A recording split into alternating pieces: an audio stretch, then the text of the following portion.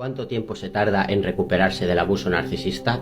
Bien, no existe una respuesta matemática a esta pregunta, es decir, no te puedo decir si vas a tardar 2 años, 3 años o 6 años, porque esto está sujeto al tiempo que hayas estado con la persona narcisista, al grado de abuso que te haya sometido, a la capacidad que tú tengas de recuperarte y sobre todo a cómo lo hayas vivido, es decir, cada persona sufre de diferente modo. El sufrimiento es muy subjetivo porque está sujeto a las vivencias personales, a un subconsciente individual.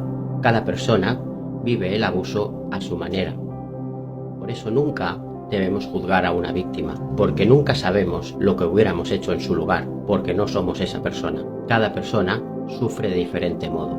Entonces, lo que sí que te puedo decir para ayudarte es otorgarte una línea cronológica emocional con las fases de recuperación del abuso narcisista para que identifiques dónde estás.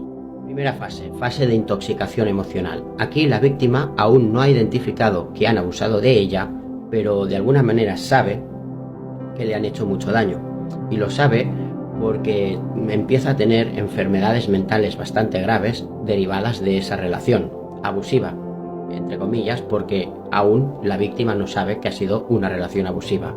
Pero sí que es verdad que relaciona la ansiedad, el estrés, la depresión con esa persona que ha estado, incluso enfermedades fisiológicas somatizadas del estado de salud mental tan deteriorado. Un ejemplo sería que la víctima se cree que es la culpable de todo, que está loca, incluso que es narcisista provocado por el gaslighting que le han hecho. La víctima tiene la autoestima absolutamente minada, provocada por la devaluación, pero aún no identifica estas técnicas de manipulación, es decir, aún no identifica que han abusado de ella. Aquí también en nuestro cerebro se crea una especie de fenómeno que es la amnesia disociativa, que vendría a ser que nuestro cerebro borra hechos traumáticos para que de alguna manera podamos seguir adelante, y no nos hundamos. Entonces esto también lo que hace es que la víctima no pueda identificar aún bien qué es lo que le han hecho. Fase 2, fase de reconocimiento. Aquí, como su nombre indica, la víctima reconoce que ha estado con una persona abusiva, ya sea porque se ha informado o porque ha tomado perspectiva y desde la distancia y con su autoconocimiento se ha dado cuenta de que ha estado con una persona que se ha dedicado a jugar con sus sentimientos y a destrozarle la vida. Bien, aquí lo que pasa es que la víctima entra en un estado panofóbico. Al reconocer que ha estado con una persona abusiva, no sabe hasta qué punto va a hacerle daño. Recordemos que una de las características del abuso narcisista en su última fase es la campaña de difamación, donde el abuso se expande a nuevos escenarios, ¿vale? Entonces, lo que pasa, una de las características de esta fase es que se agravan las enfermedades de la primera fase, provocadas por este estado panofóbico, provocadas por el estado de alerta permanente. Fase 3. Aceptación. Bien, aquí es diferente reconocer que han abusado de ti a aceptar que has sido víctima de un abusador. Es muy diferente. Entonces, aquí lo que pasa es que esto repercute totalmente en tu autoestima y sientes culpa, vergüenza, sientes de alguna manera que ¿por qué has permitido todo esto?, ¿no?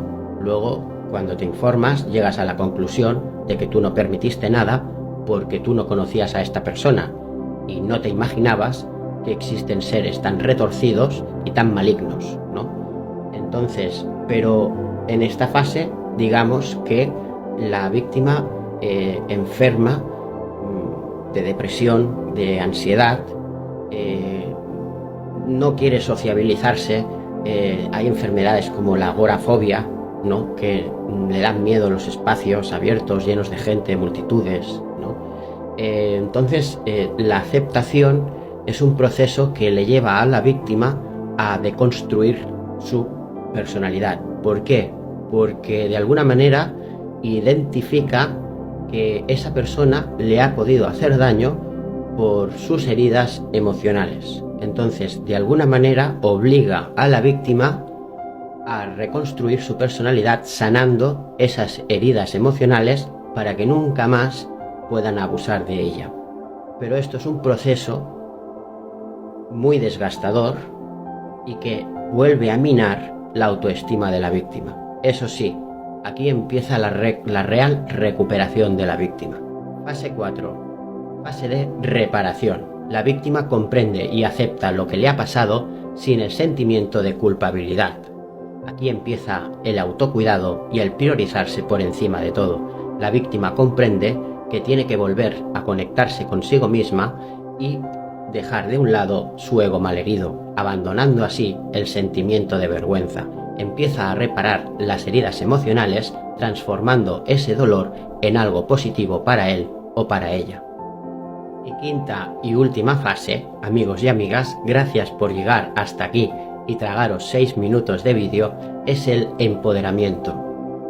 La víctima se ha perdonado, vuelve la paz interior y ha resurgido de sus cenizas como lo hace el ave fénix, lo que significa, metafóricamente, que la autoestima la tiene por las nubes, porque la víctima comprende que por encima de todo está su bienestar y su salud mental.